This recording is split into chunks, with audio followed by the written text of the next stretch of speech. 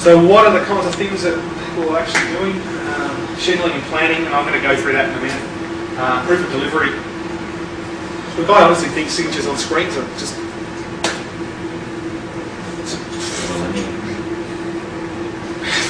Anyway, people really like it, so good luck to them. But yeah, proof of delivery is obviously important for many organisations, particularly transport. We've got had some entertaining experiences with guys that move cars off docks for car yards. Quite entertaining. Very, very dodgy business. But proof of delivery is very important to them. So obviously they're $30,000 vehicle. You want to be certain that someone actually said that you dropped that Falcon off. Job management, so actually getting transparency of the whole life cycle of the job, booking, assignment, dispatch, completion of the job card in an electronic fashion. Sales order processing, invoicing. I've put them together.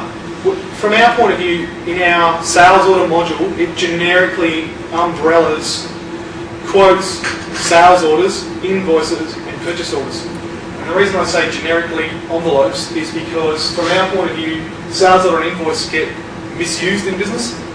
So for argument's sake, like a confirmation of a job card gets used as an invoice, and it's not an invoice.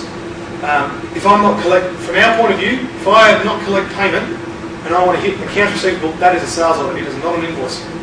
Now, unfortunately, products like Mile, QuickBooks, Attache, and Pastel misuse the terms for convenience sake. So they actually educate the user to misuse the if you like, the business document. So an invoice is something that we're going to pay on. A sale, you don't pay on a sale. You've ordered something. And so that's a really important distinction. So if I've just got guys in the field that are going to do jobs, and I'm going to hit receivables, we're going to set that up as a sales order. However, if I've got guys that actually collect some cash, then that's an invoice. Payment processing, interesting area. It's really evolved in recent years, the payment processing area. Traditionally speaking, payment processing is being offered as a banking service. $80 a month, get your mobile EFTPOS device, swipe, and it's just the same as if you're in a banking environment.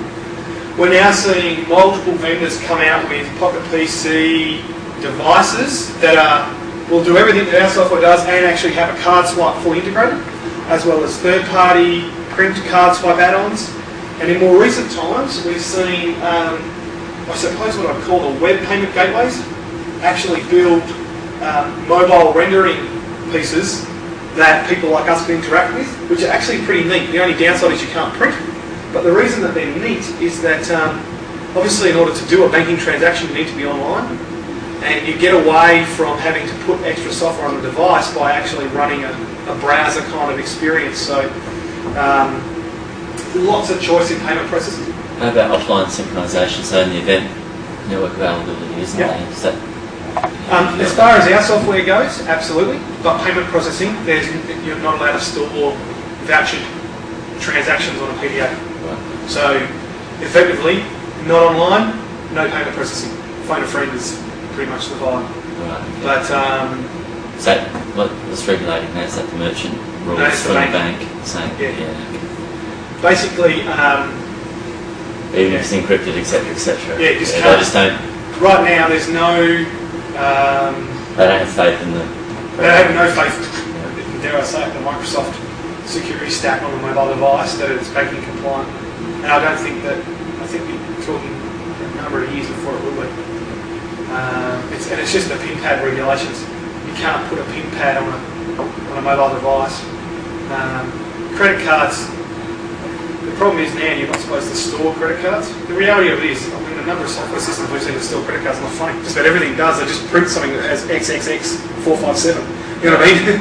but the reality of it is your credit card number is stored, but we're not supposed to do that. So even in encrypted form.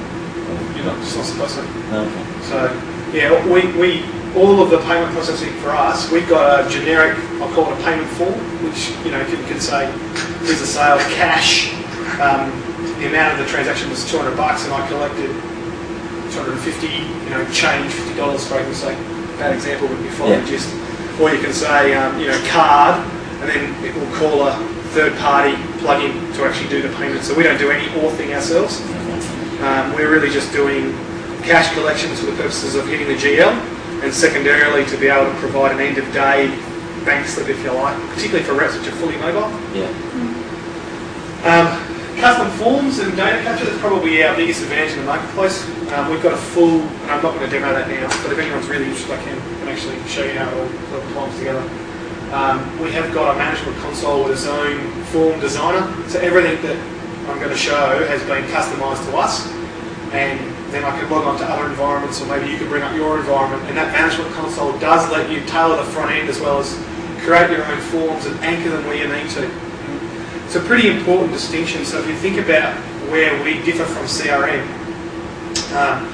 core CRM is going to give you a customer container and let you add lots of forms to it, but it doesn't let you differentiate forms by customer type.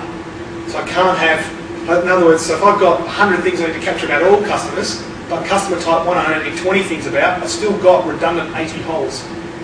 And equally that goes right across the board. So basically they're always working on the most generic, and that goes down to activities. So if you think about, I need to do a form completion, again, if you look at a CRM kind of outcome, I'm going to have one big mother of a form, which obviously is very impractical to implement in the field. Because guys, every customer will say to you, oh, I only want the guys to see what they need to see.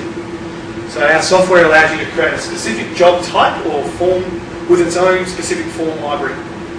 And the most complex one we've done has been in fire management. So guys that go and inspect sprinkler systems and fire hydrants and stuff. I personally think it's a waste of time industry, but they make a lot of money. And the entertaining thing about it is that they've got statutory forms, 57 different classes of forms, and most of them are the same data, just slightly varied. And it's the same with migration agencies. If you look at a migration form set, everything's built off one big form called a 457 from memory, and all the rest of the forms just sort of are subsets of it, but irrespective, you need to actually implement that form type. So the software can be implemented as a very complex form architecture or very simple. Warranty claim processing is probably an example of a custom form. We're actually seeing a lot of organisations have trouble with the way they process warranty.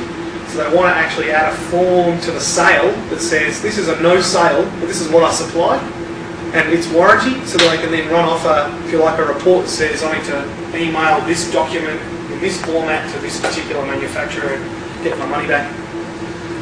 Timesheets, well, our software basically produces date time points, so when I start and stop, and everything's built around workflow statuses, which Nick's had a lot of fun playing with.